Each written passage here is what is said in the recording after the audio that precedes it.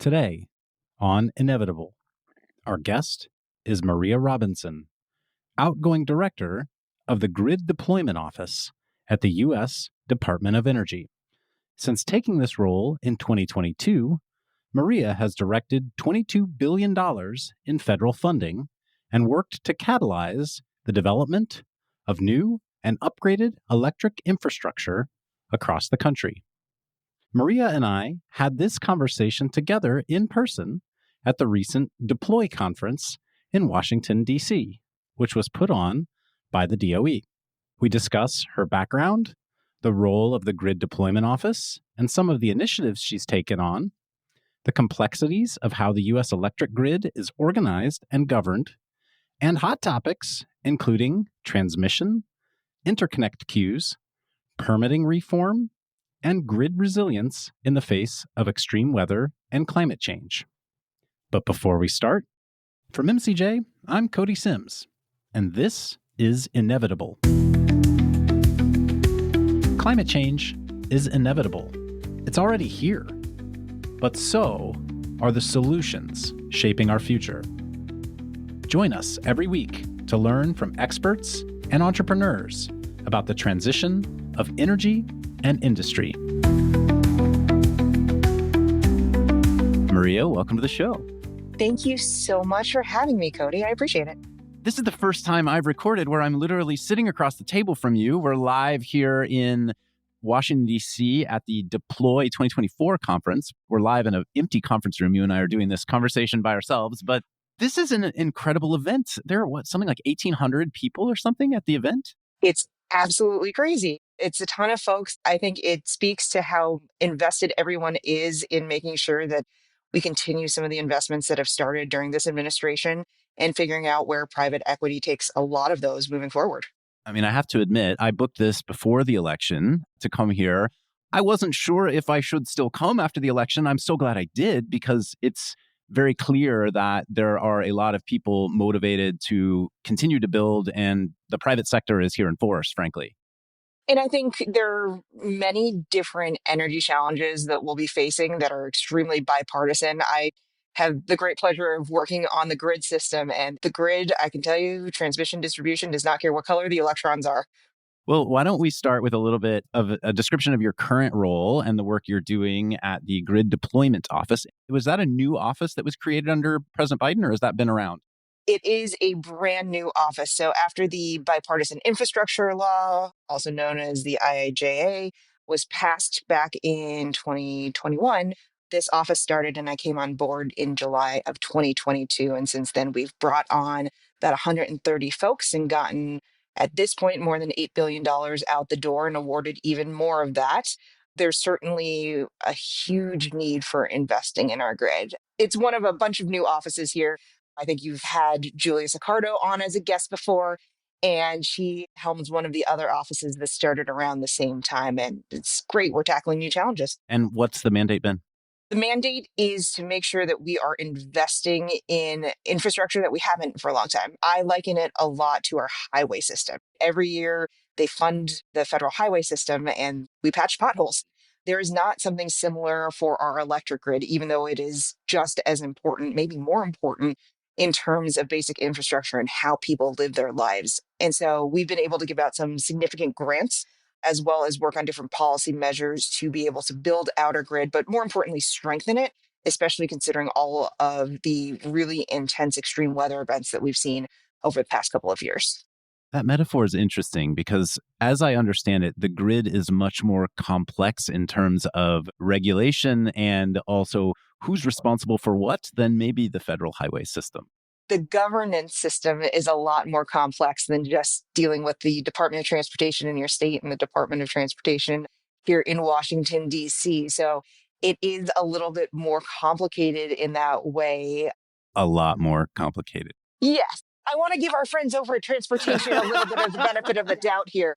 They're working hard as well in investing. But yes, how we generate electricity and the way in which we built the system has been evolving since the beginning of electrification. It's never stayed static. And so it's not just patching those potholes, it's also figuring out how you utilize the system in a more efficient and effective way. Before we dive into some of the work that you've done, as well as maybe just an overview of some of these complexities, let's take a quick tour of your background. I noticed you started your career as an intern in the U.S. House of Representatives for Jay Inslee, which, I mean, amazing. Climate champion Jay Inslee. It feels like a million years ago at this point. So, yes, I was at MIT studying chemical engineering, thinking that I would go make prescription drugs for the rest of my life. And actually, someone who was in my senior project with me was helping to make the Moderna vaccine. And my mother, of course, said, "Why weren't you doing that?" And instead, I chose to take on a different set of challenges. There was this great program where we connected with policy offices, and you got to do policy internships here in DC through MIT, which is not a place that I think people traditionally think of with political internships. And so it was helping bring a little technical expertise, like a mini AAAS fellow situation. So that was a really amazing time. I never thought that I wanted to work in an elected official's office, and then later on found myself an elected official myself. We're learning, we're growing and continuing on. And so I did a little of my time in consulting, as we all do, to learn how to use spreadsheets and PowerPoint the best way possible, and did some great work with Commonwealth of Massachusetts. The last time around, there was federal funding during the ARRA days. And then I worked for a trade association for quite a while and got a wide breadth of experience. People often ask, "Maria, how do you know so much about Tallahassee?" And I was like, well, I was assigned the Florida branch for a period of time and know a lot of the folks who are working down there and actually are coming back to DC in the relatively near future. I really enjoyed that. And then my husband and I were fostering kids for a while, and I wanted to make a little change at the state level. So I ran for office, became a state representative in Massachusetts, and did that for a little while until I got I called saw up. you were reelected with 98% of the votes in 2020, I believe. That is not a stat that I keep in the back of my hand, but yes, the folks there in our little municipality were quite kind. And climate was actually a very big part of their interest as well. We became a city, and folks really want to make sure there was a sustainability manager on board as part of the new city government. And so I got to be a part of that as well. Well, congratulations. And congratulations on being a part of the Department of Energy during the Biden administration. Obviously, a huge amount of progress toward clean energy deployment over the last few years. Let's start by maybe just a quick overview of the grid in the United States. There is no one grid, as I understand it. There are multiple grids. There are very much multiple grids, although they're interconnected in a myriad of different ways. So you can look at the way in which we separate out the grid, either from a physical perspective, from a governance perspective. There's a variety of different overlays there. You have your Eastern Interconnect and your Western Interconnect, and then Texas in ERCOT is like the easiest way to divide everything up. But the subdivisions therein from a governance perspective is very important. And so you have these organizations called RTOs, regional transmission organizations, or ISOs, the independent system operators that are really in charge at the bulk. So that's the transmission level. That's a long distance, not the lines that come to your house that people are always complaining about double poles on. That's the distribution system. At that bulk system level, we are at the whims of physics. And I think that's the piece that people forget about regularly is there's only so much of the electricity that you can actually move across lines. And there's only so much that you can generate without having to create new sources of power. When I was an elected official once, someone once told me that we could never electrify the commuter rail because there wasn't enough power. And I said, I know what you're trying to say, but also I'm the wrong person probably to be having this conversation with because there are lots of ways that we could add power to the system. You're just looking at it from one specific lens. And these RTOs and ISOs that you talk about, I think the bulk term for them is TSOs, so yet another three-letter acronym. These are nonprofit organizations that are typically governed by utilities. Is that the right way to think about them? Not governed by utilities. They're quasi governmental. They live in this nice liminal space, which is what everyone wants for regulated entities. So they are overseen by the Federal Energy Regulatory Commission, an independent body here with five appointed commissioners that rotate and is pretty bipartisan across the board.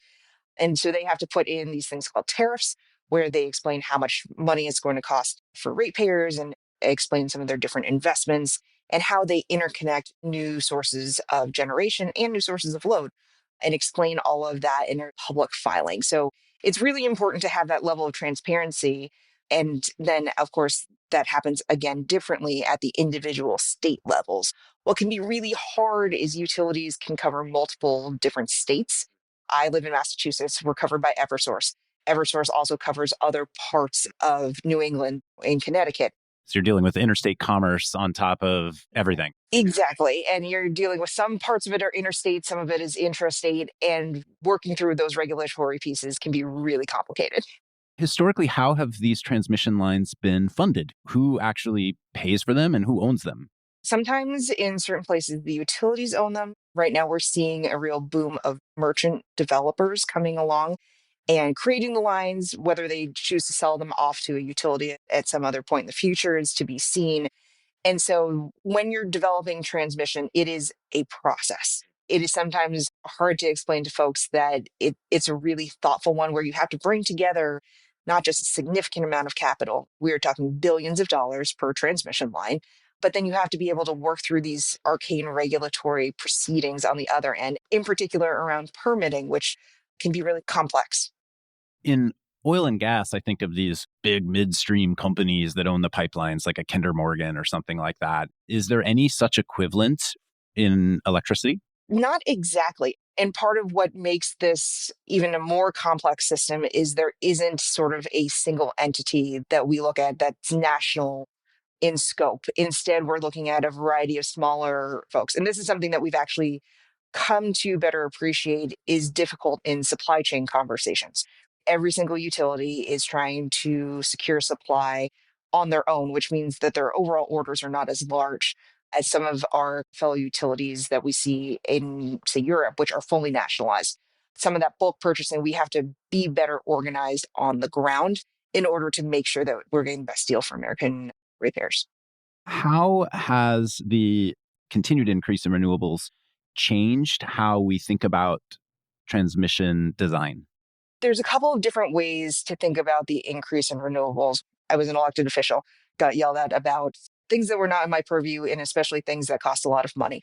I think a lot about the ratepayer from that perspective. And we're seeing this shift in time where generation costs should be going down. The generation part of your electric bill should be going down as we see a lot more wind and solar on the grid. That being said, because we have underinvested in the transmission system over time and we have to figure out how to get some of that wind that's in the middle of the country into Chicago and into the eastern half of the country, those costs are going up. We're still in flux of figuring out exactly how those will balance out over the long term. But I think the underinvestment in transmission over time is starting to really be seen, especially as you're dealing through just electrification in and of itself, but then adding the data center conversation, which I know is top of everybody's mind right now as the huge load growth that we're facing.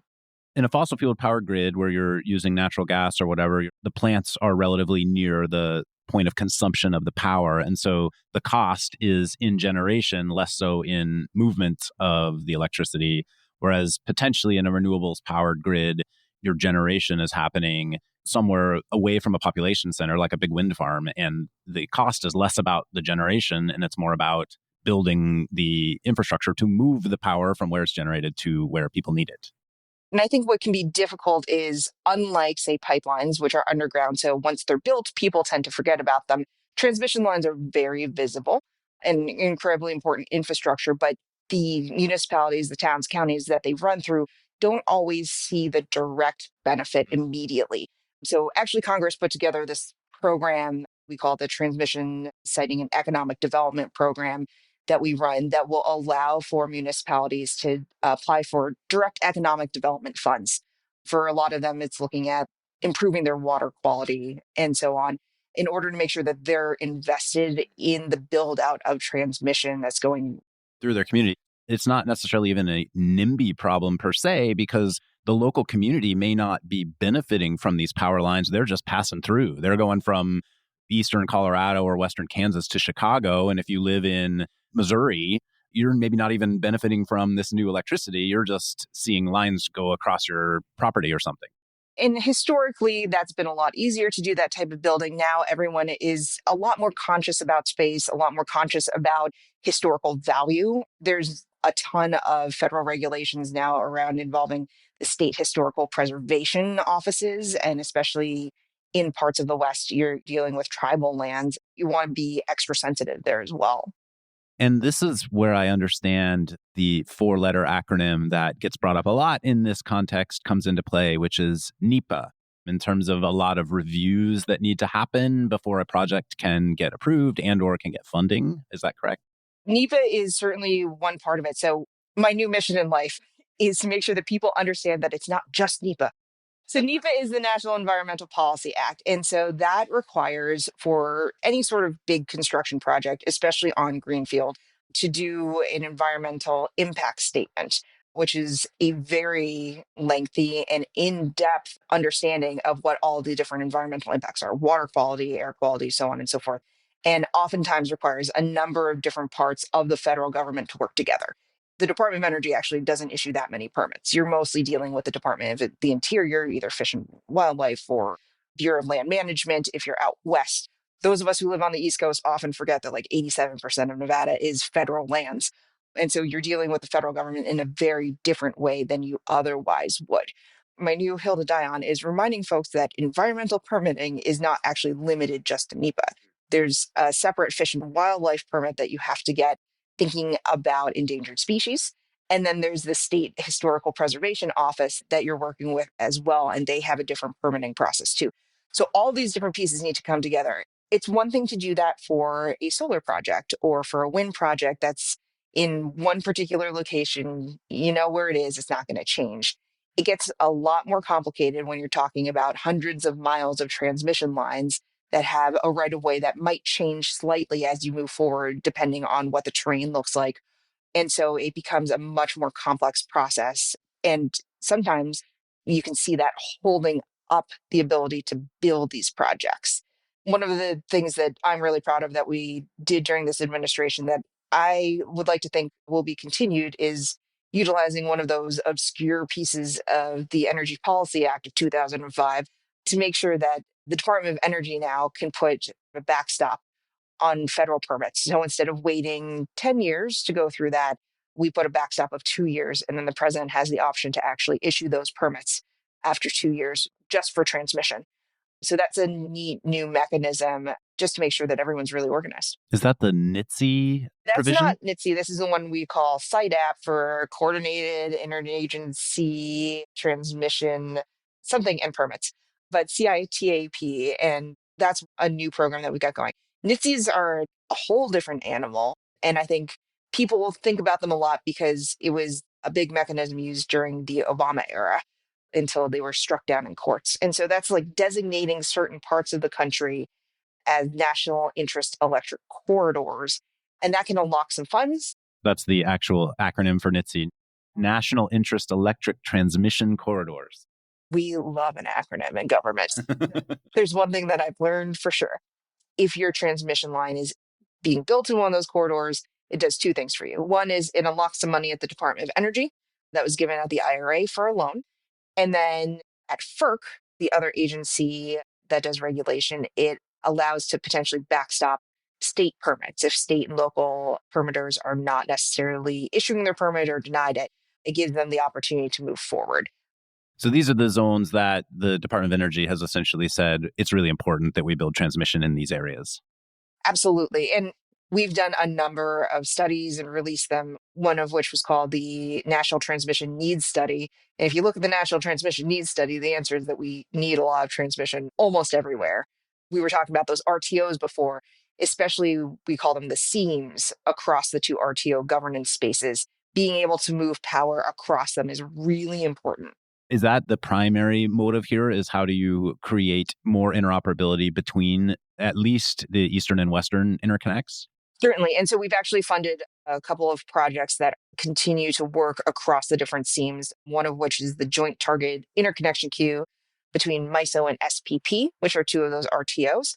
They're working really hard on 7 different projects that will unlock 30 some gigawatts of power being able flexibility. And that increased flexibility is really going to help prevent building more generation than we actually need and leaving us with stranded assets. And instead making sure that all these operators can deal with the fact that there's a cold snap happening in Texas while there's also somehow a heat wave happening in New York, which is not unrealistic.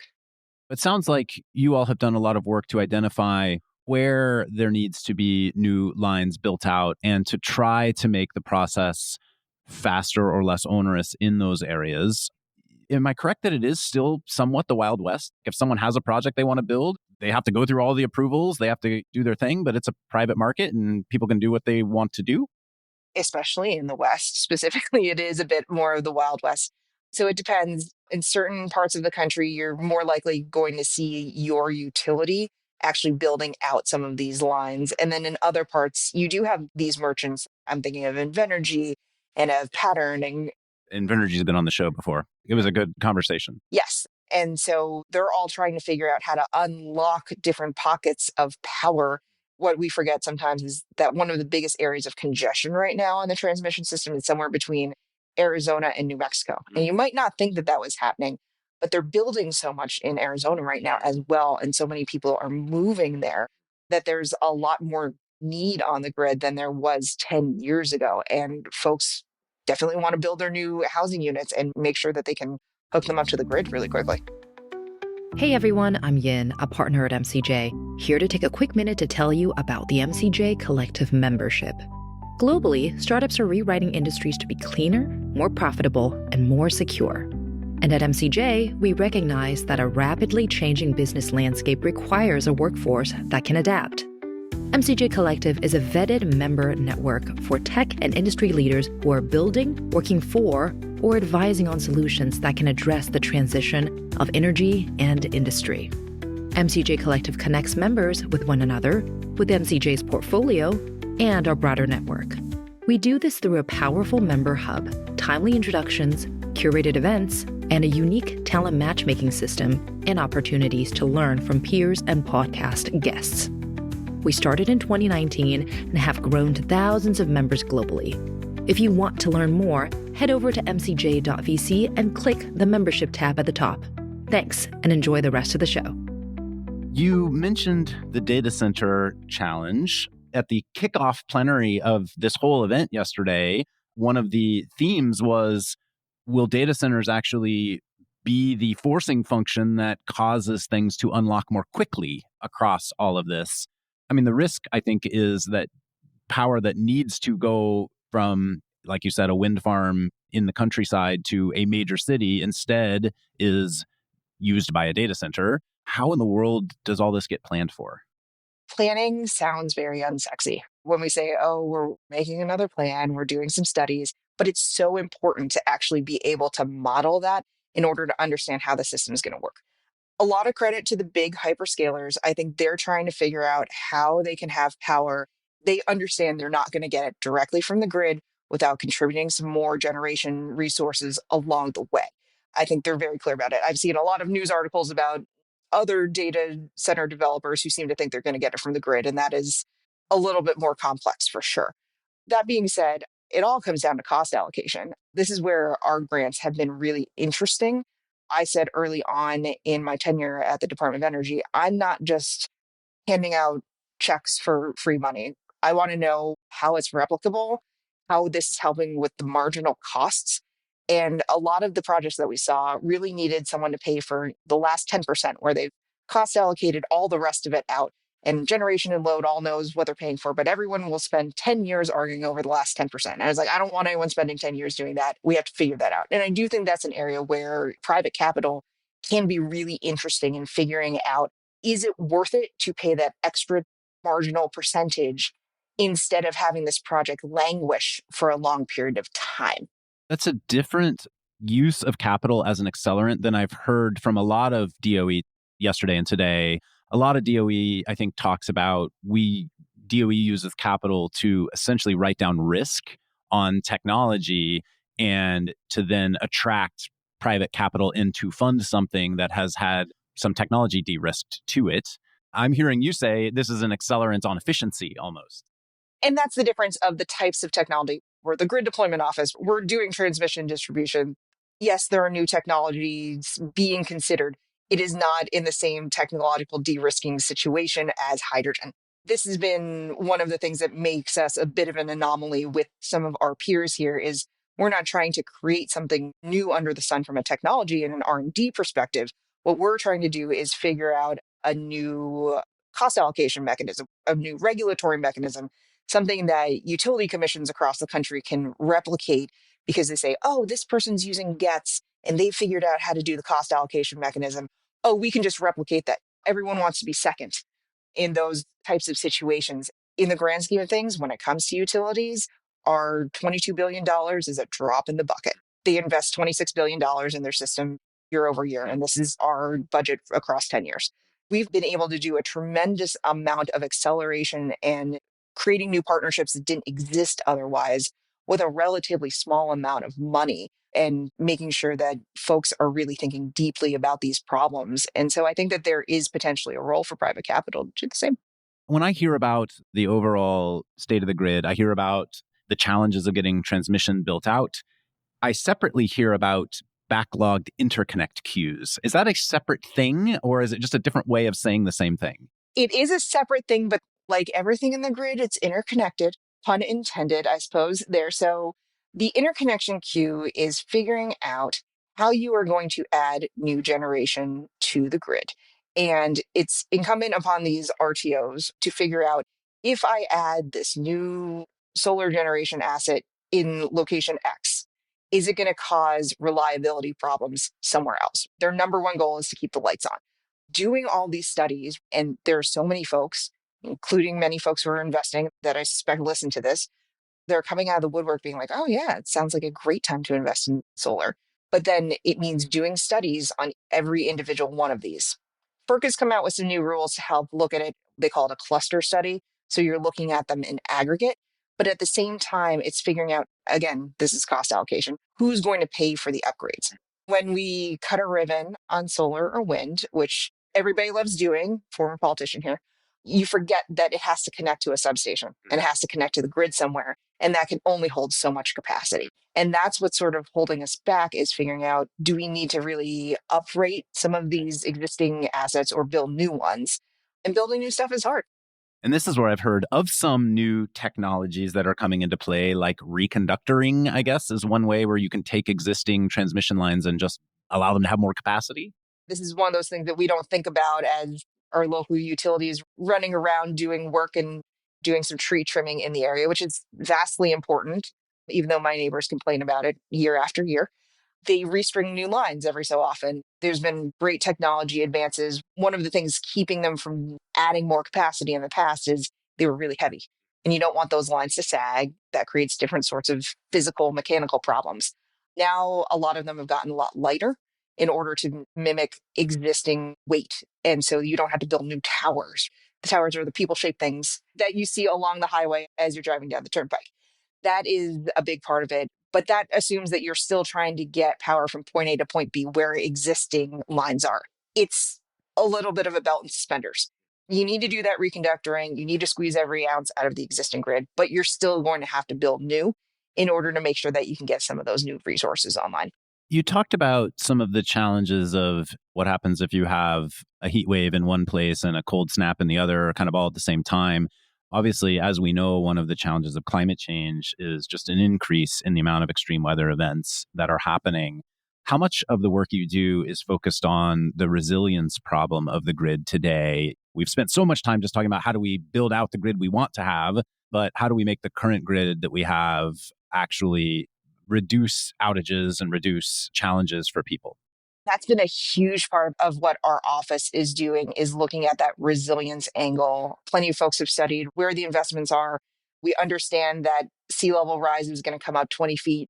Oh no, this substation that is connected to our entire grid here is only 10 feet above. How can we lift that up? How much does that cost? That's a few $1,000,000 in and of itself.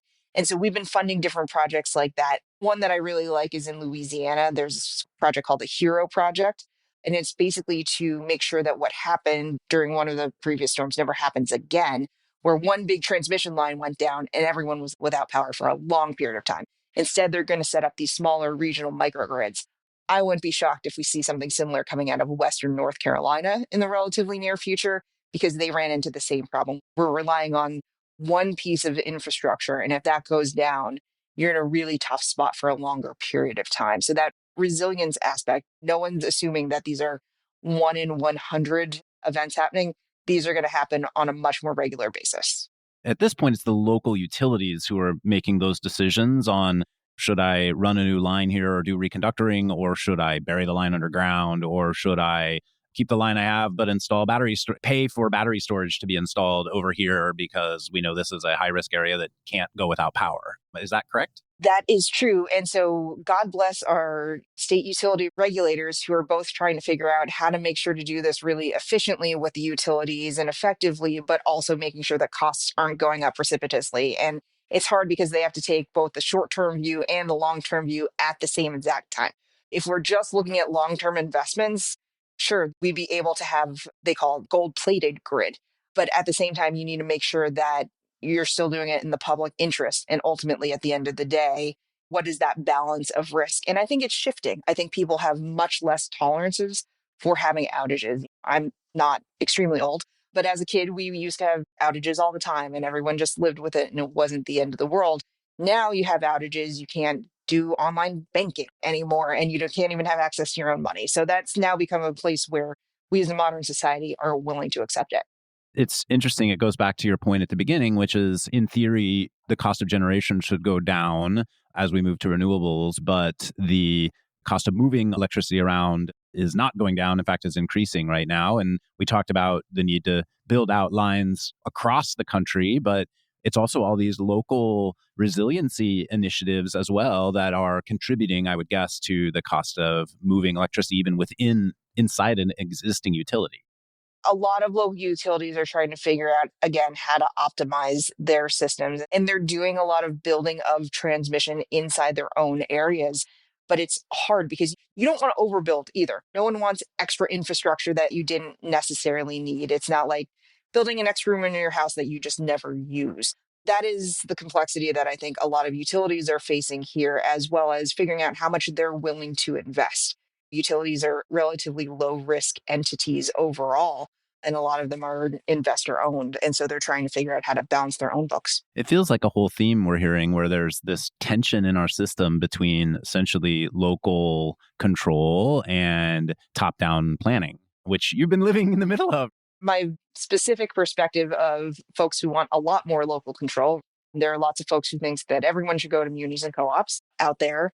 And that creates different sorts of problems because you still need to rely on someone generating power somewhere else. What it means is everyone needs to take a deep breath and learn to work together in partnership. People ask me the question, what are you most proud of that you've done at this office? Creating all the different partnerships for folks who applied for our grants. Even if they didn't get the money, we were wildly oversubscribed. People asked for like $80 billion and for the $5 billion that we had last round, which shows there's a lot of need, of course. But some of those partnerships continue. They figured out, hey, this actually pencils. Hey, actually, this is something our ratepayers care about a lot. We didn't take the time to really look at this new technology or work with our regulator. And it turns out we're all actually on the same page. And so that to me is a great step in the right direction. And one of the benefits of having the federal government do big things and try and build big things, even the ones that we didn't necessarily fund are still able to move forward. As you are soon leaving office, there's an administration change. My understanding is, as an appointed official, your time is coming to an end. Is that correct? Only about 46 days. What would you love to see happen in the next 4 years in this space? Figuring out this resilience piece is so important. And I think it's something that we as a country have to figure out regardless of your partisan views. We need to figure out how we're going to continue to strengthen our grid. If you care about national security, you care an awful lot about bases and you care about making items here instead of in other parts of the world. I think we continue to want to make our lives easier. So you care about data centers, whether you think you care about data centers or not. I am glued to my phone all the time. I'm an addict. I acknowledge that. And I know that I'm relying on data centers all over the place. I want to feel good that my data is secure and located here or somewhere in the United States. So all these pieces, I think one thing that folks are more and more aware of every day is how these pieces interplay with each other. As we continue to invest in the resilience of the system, because no one wants outages, that's going to be something that I'd like to see this office continue to work on into the future. One thing we haven't touched on with respect to resilience, which is not extreme weather resilience per se, is cybersecurity. How much of that is an emphasis today in the work that needs to happen on our grid? Cybersecurity is such a huge concern. And what's interesting is we are moving from a space from maybe 10 years ago where folks were bolting on cybersecurity mechanisms at the very end. And instead, now we have to build them into our system from the chip on. Folks would be surprised at how much of our electric system is still really utilized manually, in part to avoid cybersecurity concerns. We assume that everything is super optimized and everyone's using AI to use the grid.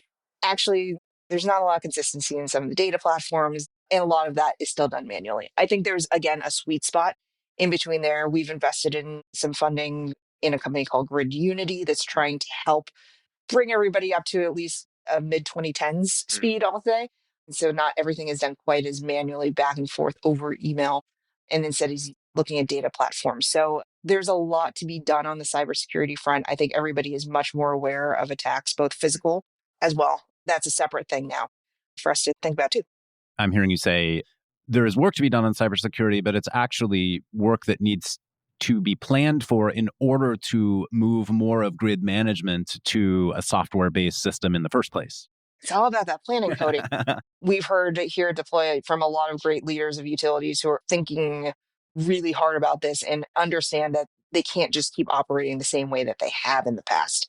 We've talked a lot about virtual power plants and the way to utilize those and all the existing assets that are out there. So the great news is there's a lot of focus on efficiency. And I think that that's ultimately really good for the American people. Last topic I have for you, which is I know in your role at the DOE, I think you're probably not allowed to comment a lot on a congressional wish list. But I do know that various instantiations of quote unquote permitting reform have made their way in Congress. Do you have a sense of what in your job or in the person who follows your footsteps job would be most helpful to see change? Well, first of all, as I always joke, if I understood what Congress did, I would be doing something that makes a lot more money, I assume. There's a lot that can be done to figure out some of these different permitting pieces. What I see is a system that involves a lot of different parts of the federal government.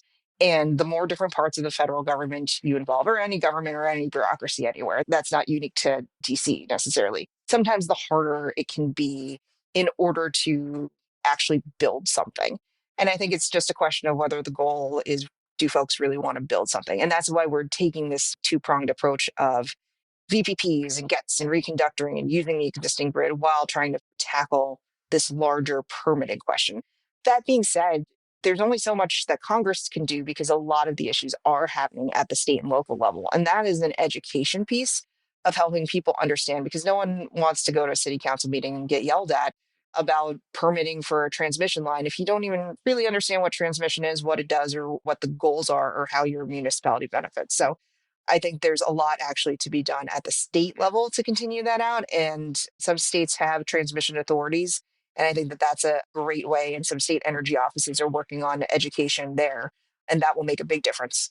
Well, lastly, Maria, now with the time you have spent in the role you are in, if you could go back to your 2022 self and say, Maria, this is where you should be really focused on your time and attention, where would you do the same things and where would you shift your focus? We spent a lot of time making sure that we got things right, that we really engaged with industry. And that I don't regret spending a single second on, even though the most precious thing that you have in one of these jobs is time, of course. But a lot of us came in never thinking that we'd be in federal government and have industry experience. And I think that that's been something cool to have, to make sure that folks can work together and that it's not just a bureaucratic process that came up in a vacuum.